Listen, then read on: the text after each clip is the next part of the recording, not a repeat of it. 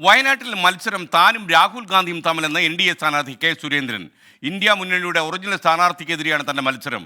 Party അധ്യക്ഷ സ്ഥാനത്തു നിന്ന് മാറില്ലെന്നും കെ സുരേന്ദ്രൻ 24-നോട് പറഞ്ഞു. BJP സ്ഥാനാർത്ഥി കെ സുരേന്ദ്രൻ തെരഞ്ഞെടുപ്പ് പ്രചാരണ പ്രവർത്തനങ്ങൾ ആരംഭിച്ചു കഴിഞ്ഞു. ആരൊക്കെ തമ്മിലാണ് ഈ വയനാട്ടിൽ മത്സരം നടക്കുന്നത്? അല്ല അത് രാഹുൽജിയും ഞാനും തമ്മിൽ തന്നെയാണ് മത്സരിക്കുന്നത്. കാരണം വെച്ചാൽ IND മുന്നണിയുടെ പ്രബലനായിട്ടുള്ള സ്ഥാനാർത്ഥിയാണ് രാഹുൽജി.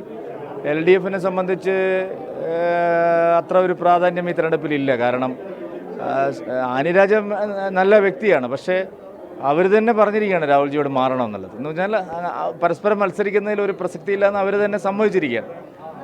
ഞങ്ങൾ ശരിയായ ഫൈറ്റ് IND മുന്നണിക്കെതിരായിട്ടാണ്. IND മുന്നണിയുടെ ഒറിജിനൽ കാൻഡിഡേറ്റ് രാഹുൽജി ആണെങ്കിൽ ഉറപ്പായിട്ടും മത്സരം രാഹുൽജിയും ഞാനും തന്നെ. നരേന്ദ്രമോദി പ്രചാരണത്തിനെത്തുമോ?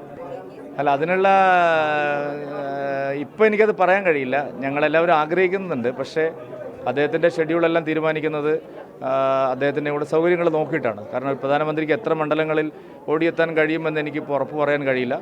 എന്തായാലും പരിശ്രമിക്കാം. സ്ഥാനത്ത് നിന്ന് മാറി നിൽക്കുമോ?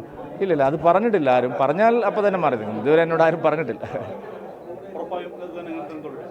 അല്ല, അധ്യക്ഷ സ്ഥാനത്ത് നിന്ന് മാറുന്ന ഒരു സ്ഥിതി സാധാരണഗതിയിലില്ല. കാരണം അണ്ണാമലൈ മത്സരിക്കുന്നു, തെലങ്കാനയുടെ പ്രസിഡന്റ് മത്സരിക്കുന്നു, ആന്ധ്രയിലെ ശ്രീമതി പുരന്ദരേശ്വരി മത്സരിക്കുന്നു.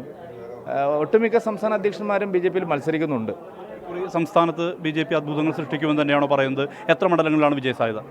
2 അക്ക സീറ്റിൽ വിജയിക്കുമെന്ന് മോദിജി പറഞ്ഞാൽ പിന്നെ അതിനപ്പുറത്ത് എന്താണ് നമ്മൾ വ്യാഖ്യാനിക്കേണ്ടത്?